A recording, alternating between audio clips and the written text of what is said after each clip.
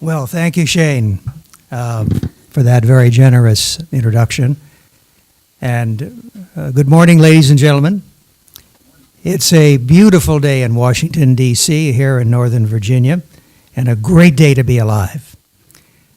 Particularly when we look around and we think about the accomplishments of this extraordinary organization, the Leadership Institute. I have to say, now, Morton, I know that you accomplish and have accomplished so many marvelous things, but 190,215 graduates of your program just, stuns you. That's the size of a very good-sized city. And to think of the impact of 190,000 young people with all of their energy, all of their commitment, all of their passion. Morton, you have not only made a difference, you've made an extraordinary difference in the life and times of this country. And why don't we give him a little special hand?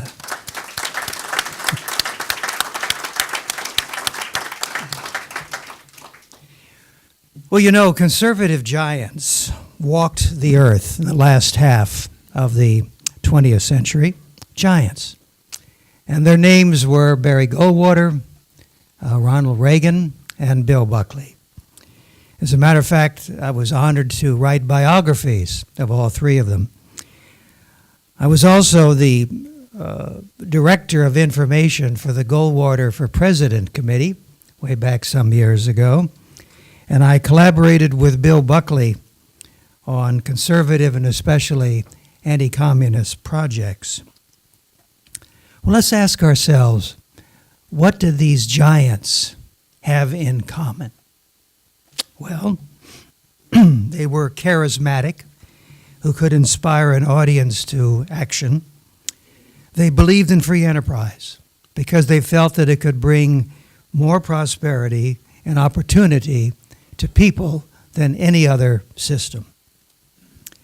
And this is important. They looked to a transcendent being for guidance and inspiration. They all were believers, believed in God. They hated communism and every other tyranny over the mind of man. And the U.S. Constitution was their North Star. Barry Goldwater. Well, he sparked the conservative revolution in America, but he was a most unlikely revolutionary. The grandson of a Jewish peddler. His grandfather came from Poland, landed first in San Francisco during the gold rush, then made his way through northern Arizona down to Phoenix. Barry Goldwater was a college dropout, did not study political science because his father died and he had to go back to take care of the business in Phoenix. But he wrote a book called The Conscience of a Conservative. Anybody here perhaps may have seen it or read it? It sold 3.5 million copies. It was once required reading at History 169B at Harvard. He was something of a careful person about his health. He never smoked a cigarette or drank a cup of coffee, but he did keep a bottle of Old Crow in the refrigerator of his Senate office for after 5 sipping. He delighted in challenging conventional wisdom, but always with the Constitution as his guide. He was, in fact, the most consequential loser in American politics. Consequential. Politics is filled with what-ifs, ladies and gentlemen, but just consider, if Barry Goldwater had been elected president in 1964, we can be certain of two things. The Vietnam War would have been won in 12 months, or President Goldwater would have brought the troops home. 58,000 Americans would not have died in a war that never set victory as its goal. Here at home, we would not have embarked on that $1 trillion experiment in welfarism known as the Great Society. He was reluctant to run for president, and so many conservatives, including young conservatives like myself, drafted him for president. And it so happens that during 1963, I was a press assistant to the Draft Goldwater Committee, and I was then hired formally and full-time in November of 1963. My first day on the job was scheduled to be Monday, November 25th, 1963. Just think of that date. That was supposed to be the opening day. On Friday, November 22nd, 3 days before, I was having lunch in the Capitol Hilton Hotel when the news struck Washington like an earthquake. President John F. Kennedy had been assassinated in Dallas. I ran literally to the Draft Goldwater headquarters, and there I was, the news director of the Goldwater Committee, handling what? The world, the media world, particularly for 2 hours. I was in the eye of the storm, beset by reporters, threatened by angry citizens. We got telephone calls, you murderers, you assassins. People were banging on the doors of our headquarters. There was a bomb threat, so-called. We had to bring the police in and police dogs for that. And so people were wondering, Dallas, Kennedy, well, obviously it had to be a conservative who did it, right? Even I gave in to that possibility, that thought. And then came the dramatic announcement that someone with the Fair Play for Cuba Committee had been arrested, and relief flooded me from head to toe.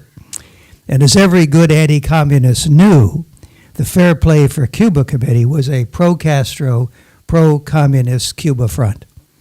Praise the Lord, I cried. It's not one of ours, it's one of theirs. Well, Barry Goldwater announced in January of '64 he would be a candidate. He said, I will be a different kind of candidate. I will not change my beliefs to win votes. I will offer a conservative choice and not a liberal echo.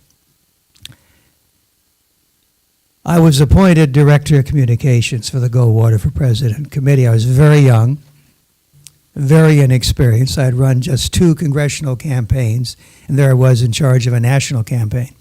But I loved Barry Goldwater, and I knew his record, and I prepared this comprehensive public relations program about Barry Goldwater, about how he had flown in supplies to the Navajos who were snowbound and had saved their lives, how he'd flown over the Himalayas during World War II, a very dangerous day and time to do that kind of work in the Army and in the Air Force, how he went down the Columbia River in a wooden boat, how he was a master photographer, how he'd built his own ham radio, fleshing out the other part of this marvelous and extraordinary man.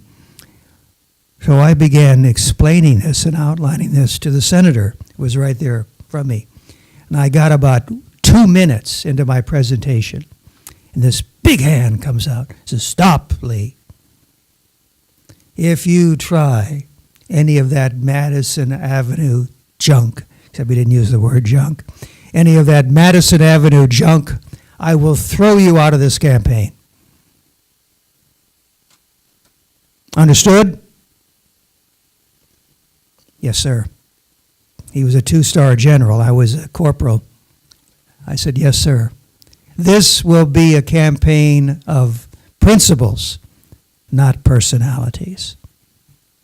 Well, in one sense, that's inspiring, but he was wrong. He was wrong. Because if we'd had the opportunity to flesh out that image and personality of Barry Goldwater, the American people would not have been so scared by the liberal Republican, and then the Democratic propaganda. And I have to say, we snuck in some stories here and there during the campaign when he wasn't looking. But for the most part, we sticking to principles and not personalities. There are many, many things to be said about that campaign, but let me rush to November, and October of that year, the last week of the campaign. And a bunch of Republicans out in California had bought time on NBC for a television address by Ronald Reagan.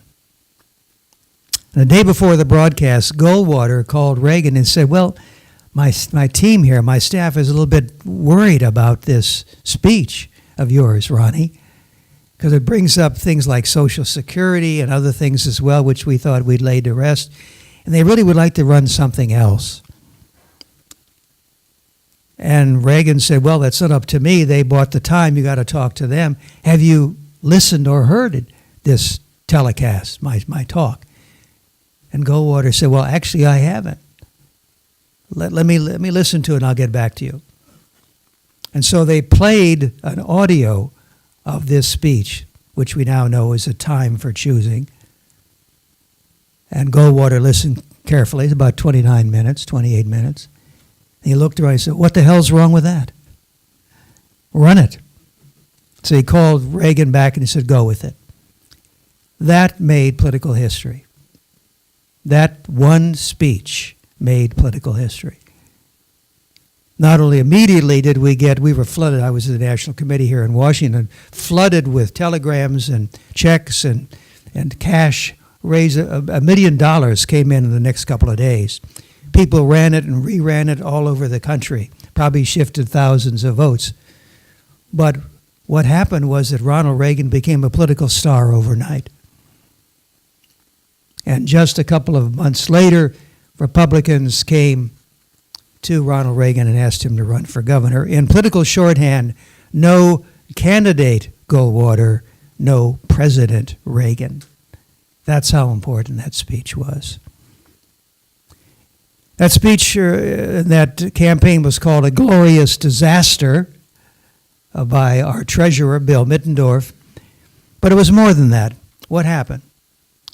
And why do I call Goldwater so consequential? Well, he broke the Democratic hold on the Solid South, because 5 of the 6 states that he carried were in the Deep South. He discussed third rail issues, so-called third rail issues, like Social Security and victory over communism. His nomination and his campaign began the transformation of the Republican Party into the Conservative Party. Ronald Reagan. Well, I first met him in October of 1965, a year later, after the campaign. And my wife Ann and I spent 2 days with Mr. Reagan in California. And he was testing the waters to see whether or not he wanted to run for governor. And so we were sort of coming in at the very end, and he was just so marvelous as a candidate. There were just 4 of us during these 2 days. There was the chauffeur, Ann in the front seat next to him. She had been active in New York politics already in her 20s, and so she and I were a team working together. I was in the back, and there was the candidate, a would-be candidate, Ronald Reagan, and I was taping things. Now, you have, of course, we all know about these things, right? The iPhones and so forth. What I had was a woolen sock. Now, some of you may remember, a woolen sock is about this big. It's like a suitcase, reel to reel. So that was the 5th member of our party, was the woolen sock. And I was asking questions as best as I could. What would you do as governor? He said, well, I intend to use the moral power of the governor to defend what he called state sovereignty and resist federal encroachment. I asked him about his political philosophy, and he quoted a 1947 interview in which he said, quote, whether it comes from management or labor or government or the right, the left, or the center, whatever imposes on the freedom of the individual is tyranny and must be opposed. And looking back at the Goldwater defeat and considering the dearth of conservative leaders, I said to Reagan, well, quote, in one sense, the future of the Republican Party may very well depend on you. And he smiled and said, well, that's a frightening thought. But he didn't look too frightened. At the end of that second day, he said, well, come on up to the house, and we'll have some iced tea and cookies. We were working hard. So we went up Pacific Palisades up to his home, which was really quite modest. It was all electric because he'd been working for General Electric. But it was a comparatively small, the pool was small, and so was the little library den where Ann and I were seated while he went into the kitchen with Nancy to do the iced tea and cookies. And I looked across, and there were the bookshelves. There was an awful lot of books. For a film actor, for a movie actor, awful lot of books. So I walked over and began looking at them. I was amazed. Histories, politics, economics, dozens and dozens and dozens of them, including 4 classic conservative books. The Road to Serfdom by Hayek, Witness by Whittaker Chambers, Economics in One Lesson by Henry Hazlitt, and a book which I had not read, The Law by Frederick Bastiat. Who the heck is Frederick Bastiat? Well, I later learned he was a 19th century French economist, free enterprise. And Ronald Reagan had read these 4 texts and many others as well. And I realized what he was. He was not some B-movie actor. He was an intellectual, comfortable with ideas, understanding their importance, the power of ideas. And here was the personal library of a thinking, reasoning person who had arrived at his philosophy the old-fashioned way, one book at a time. That night I wrote in my notebook, President Reagan, ? Well, 2 years later, when I wrote the first political biography of Reagan, I eliminated the question mark. And I predicted in that book that he would be elected president one day. Now, ladies and gentlemen, I've not always been right. But I got that one right. In my 4th and final book about Reagan, I summed him up by citing the 4 classic virtues of courage, prudence, justice, and wisdom. Courage, how he was so brave following that attempted assassination. There's many, many jokes, but one of my favorite stories about that time, that critical time, when we didn't know just how seriously wounded he was. He was on the gurney, and they were taking him into the operating room. And he looked over, and there were his 3 top aides, Jim Baker, Ed Meese, and Mike Deaver. And they were all up against the wall, long faces, as you might imagine. He had the presence of mind to sort of lift up his head and say, "Hey, who's minding the store?"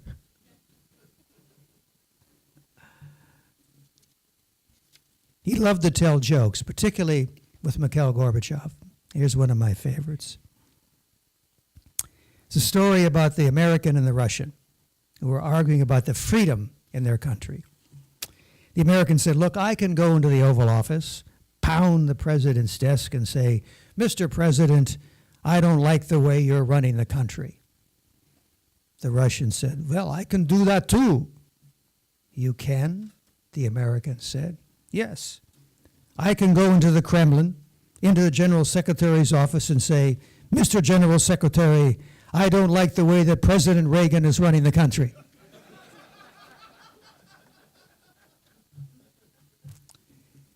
And Reagan would do that all the time, but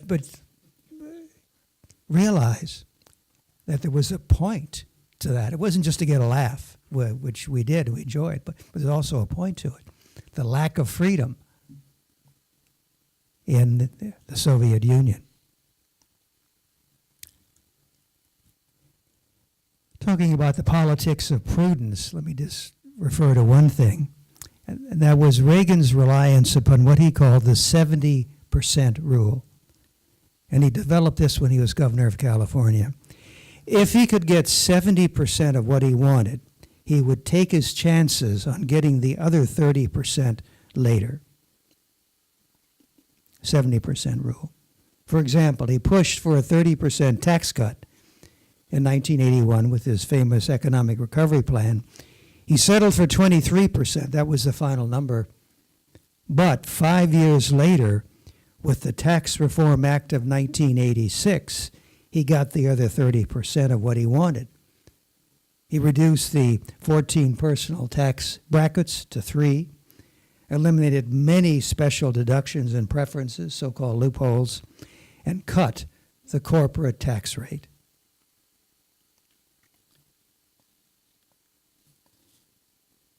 He loved America and he loved Americans. And in his farewell address, he talked about what had inspired him and what he tried to do. He said, "Ours was the first revolution in the history of mankind that truly reversed the course of government, and with 3 little words: we the people. We the people tell the government what to do," he said. "It doesn't tell us." The idea of we the people was the underlying basis for everything he had tried to do as president. You know, he had a little twinkle in his eye when he looked out there from the Oval Office and said, you know, we did okay here. Not bad at all. Well, he had that same twinkle in his eye when I visited him in the Oval Office in December of 1981. And this was to give him a copy of my latest biography of him. And at the insistence of my publisher of this new edition, a large banner in bold black on bright yellow ran across the bottom of the cover. And that read, "Complete through the assassination attempt." And I was not very comfortable with that. So that's tacky, you know, complete through the assassination attempt. Do we really have to do that? He said, oh, it's going to hype sales.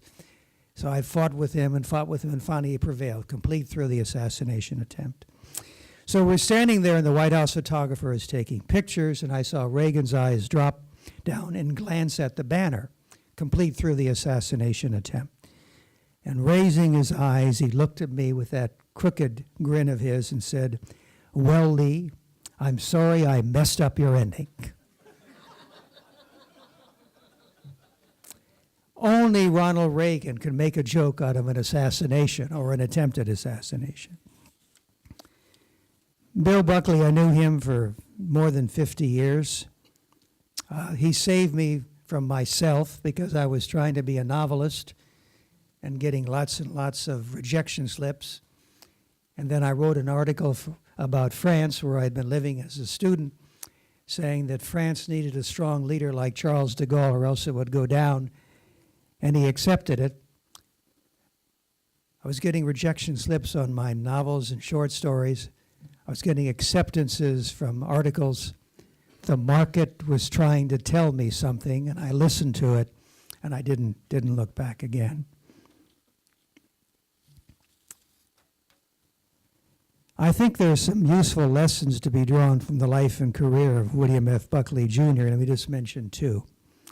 Practice fusionism, and this is sort of a thing with me. I'm really obsessed with this idea of fusionism.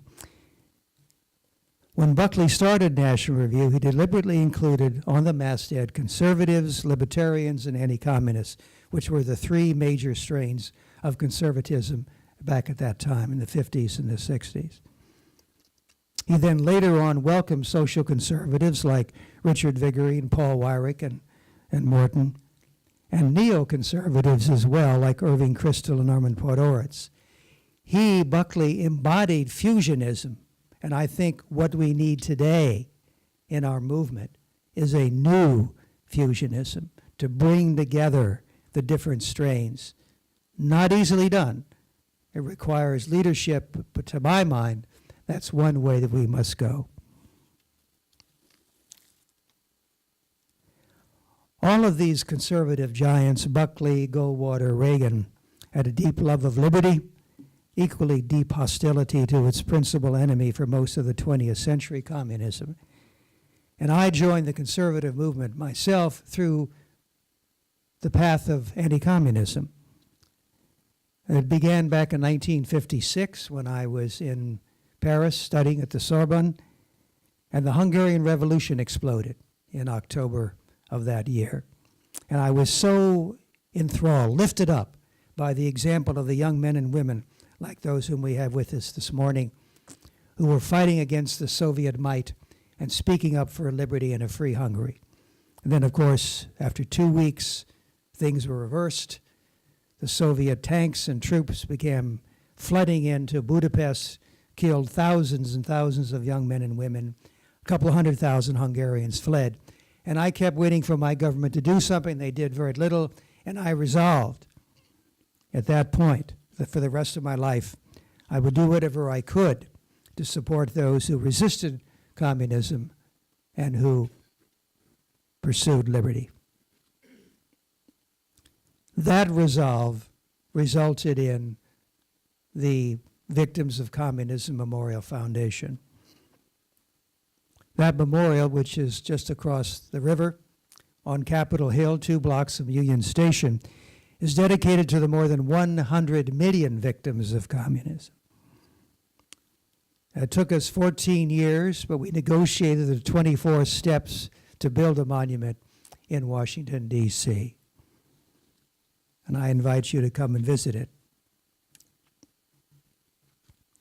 Since the dedication, which occurred in 2007, and President George W. Bush was there accepting it for the American people, dozens of national leaders have visited the Victims of Communism Memorial to lay a wreath and say a prayer. This past June, for example, some 22 embassies sent representatives, and we had another 20-some organizations who were represented there from China and from Cuba, from Korea, and so forth. We continue, the foundation continues to disseminate the truth about communism through our various educational programs. And our big goal now is to build an international museum on communism in Washington, D.C. We'll mark the 100th anniversary of the Bolshevik Revolution next week.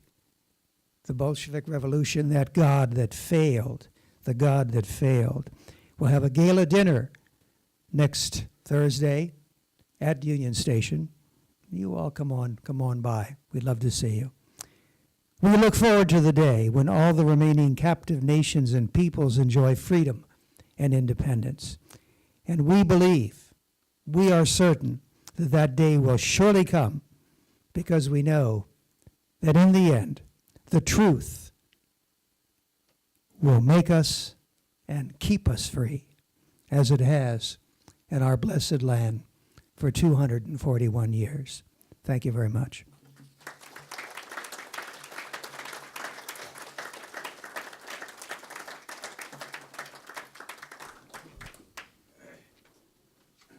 Lee is prepared to answer questions. Please,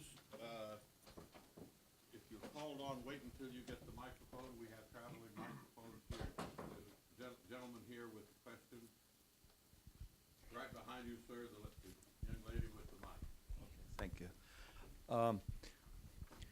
Could you please tell me if the Victims of Communism Museum is using computer technology to update the 100 million total that is engraved in the museum?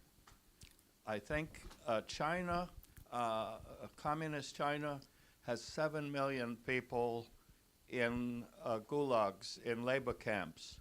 North Korea killed over 3 million. Supposedly, the museum is going to keep records or keep a running total? Or any comment you could make about that? Right.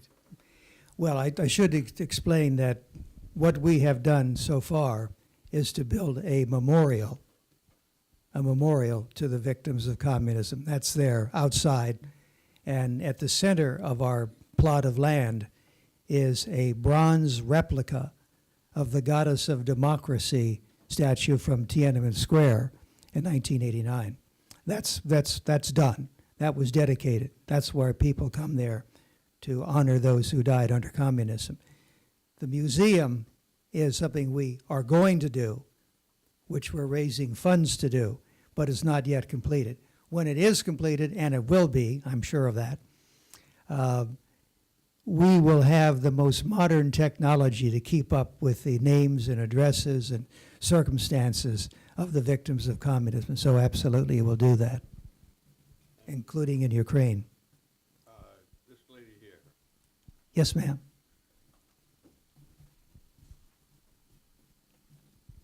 Good morning, Barbara Bowie Whitman.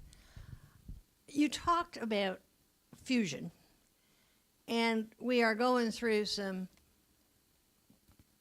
troublesome times now as to where our movement may go. And I'd like for you to share what your insights may be on whether our current president is a conservative and how the conservative movement and those who were so angry at those of us who didn't board the Trump train early can be reconciled, what kind of a future we have. I believe we're in a moment of realignment that we don't even understand and probably can't get a handle on, but you might have a better handle than some of us. Well, that's a wonderful question, and there are a lot of different things that could be said about it. First, President Trump. Well, he is not a conservative in the sense that we sitting here are conservative. In other words, he does not come up through the conservative movement. I'm not sure. Morton, have you had a chance to visit with the president? You know, well, there you are. He's certainly open to visiting with conservatives, but he is not somebody who's been born and bred in the movement as we have been. Therefore, what I try to do in handling him and the day-to-day of Mr. Trump is think in terms of two tracks. One track is what he's doing. Things like Mr. Gorsuch and his nomination. Things like standing up against ISIS threat. And by the way, you saw what happened in New York City yesterday, that terrorist act. The jihadists have not gone away. They're still trying to kill us, to murder us, to terrorize us. And we need to accept that and take appropriate measures to it. If we're going to come together, and I think that's the only way that we're going to have any kind of impact, that's why I call for a new fusionism, that's going to take certain conservatives to say, okay, you weren't for Trump early, maybe you're going along with him now, let's work together. Let's focus on the issues which bring us together rather than the issues which divide us. That's number one. Number two is needed leadership. We must have charismatic, principled leadership that can do that kind of a job of bringing us together. Not easy. I look to history to encourage us, though.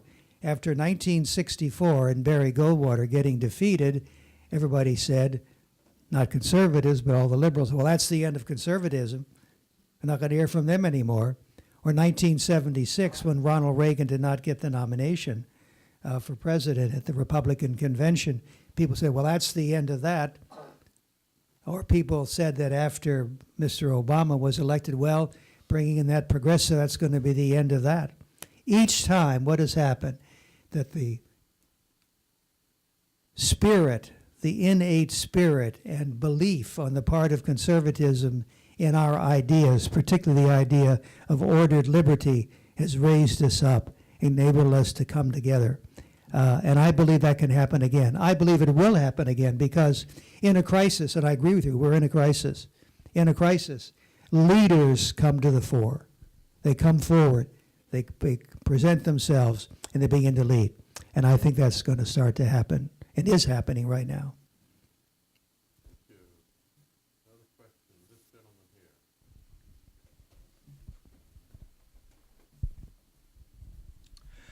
I don't know exactly how to phrase this question, but I remember seeing a photograph of Reagan shaking hands with Donald Trump years ago.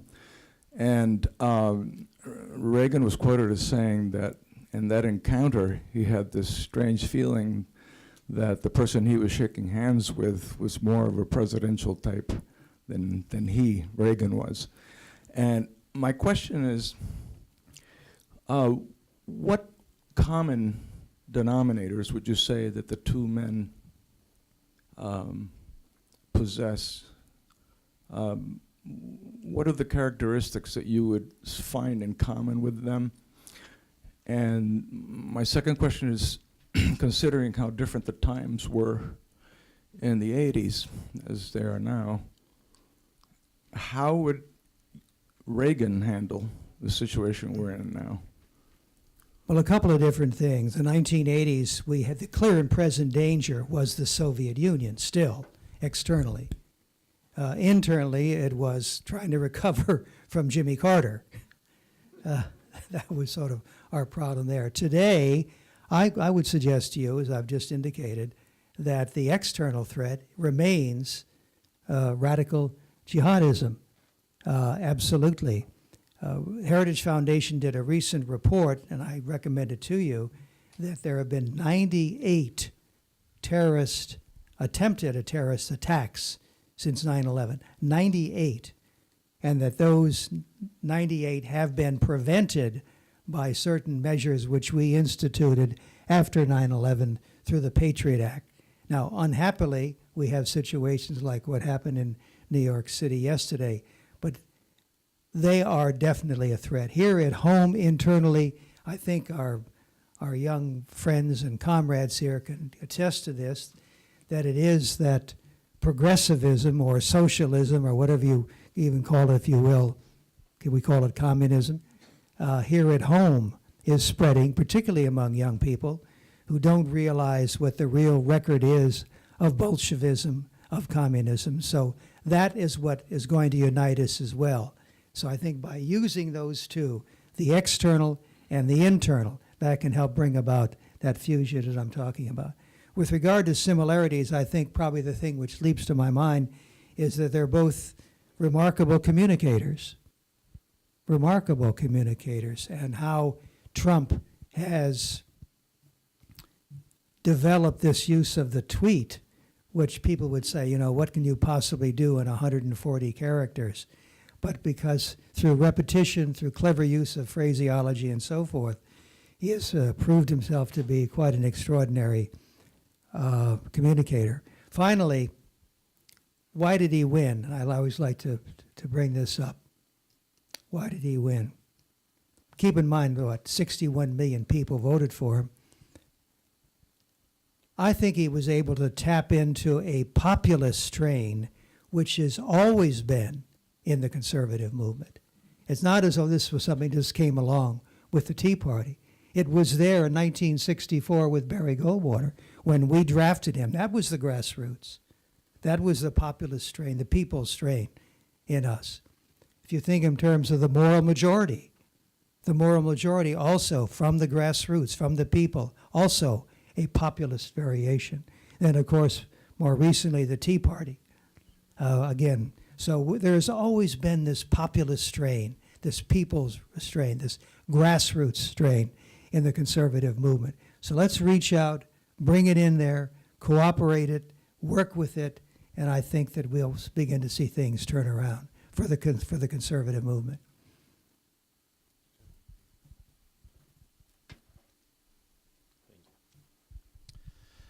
Dr. Edwards, thank you for a great presentation. And I would like to ask you about the future of the conservative movement. How do you see the future of conservative ideas?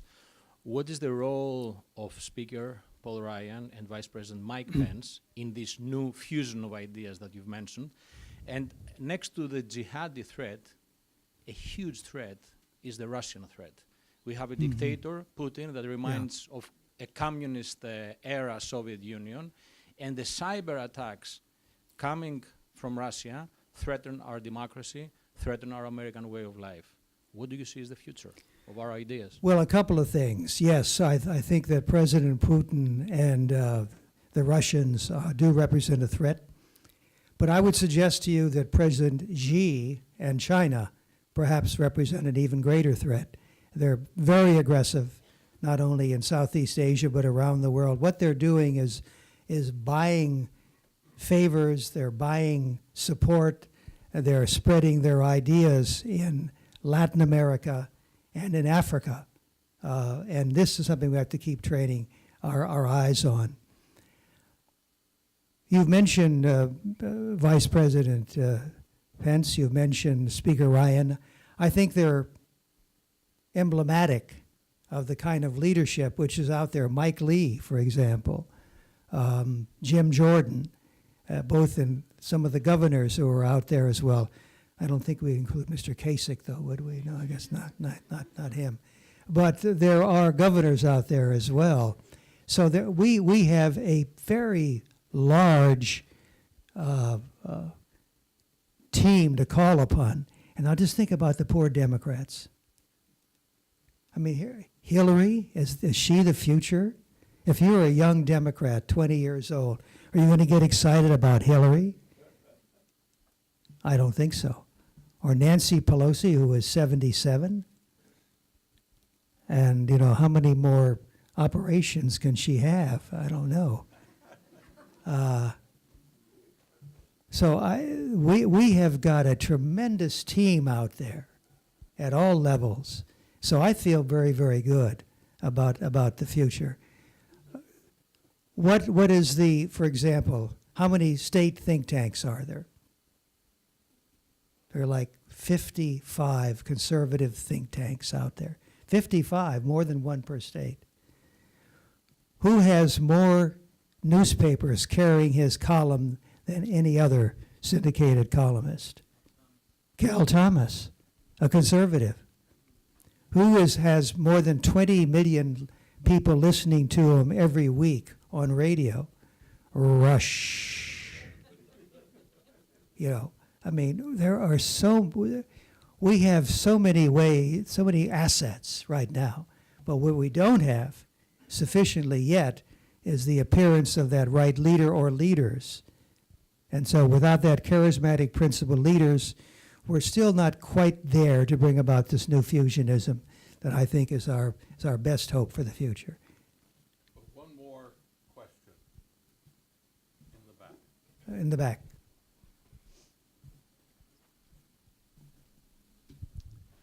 I think the two great challenges to fusionism for conservatism right now would be putting together those two strains of populist versus intellectual movement conservatism. Those two biggies are immigration and international trade, which reflects the free movement of both people and of goods and services. Those turned out not to work for lots of people in the country. So experience taught the populist movement that those wonderful ideas were not working for many people. I think those are the big challenges. Give us some ideas on how we can achieve fusionism on those two, in my view, major issues. Well, you're absolutely right that those are the kinds of issues which we have to grasp. We have to reach out and hold on to them and not ignore them and say, oh, well, they're too controversial and therefore we can't dare talk about them. I think that what we need to have is to bring together spokesmen for these different points of view in a public forum and to debate them. And I think coming out of that debate, again, 70%, 30%, will begin to be some agreement. But if you say, I'm not going to talk about them, or they're something that's going to divide us, we're not going to get anywhere. We've got to come together. And we've got to learn to give a little as well as take a little. And that's not easy. I understand that. But it can be done. When I think back to Ronald Reagan in that 1981, the reason why he was able to get his tax cut through is because he persuaded about 25 boll weevil Democrats to vote with him over the threats of Tip O'Neill, the liberal Democratic speaker at the time. And he told those Democrats, you better not dare go with Ronald Reagan or I'll cut you off won't give you any chance to get any kind of plum assignment with a committee. I'll silence you, I'll do. And so those threats didn't work because Reagan reached out and was able to convince them. So that kind of leadership is what we need right now. Can it happen? Yes. Will it happen automatically? No. And I'm hopeful, may I say this personal note, I'm at the Heritage Foundation. We're in the process of selecting a new president of the Heritage Foundation. That should be announced, hopefully, within the next 30 days or so. Don't quote me on that. This is off the record, right? More. It's going live. Oops, I should have said that earlier. And I'm hopeful that that new president, whoever he or she is, will be providing leadership and bringing together conservatives of all stripes and varieties and strains. Ladies and gentlemen, let me just conclude by saying the work of the Leadership Institute is indispensable, not only to the movement, but in my opinion, to the country. So keep on doing it, keep on supporting this fantastic leader of ours, Morton Blackwell. Thank you all very much.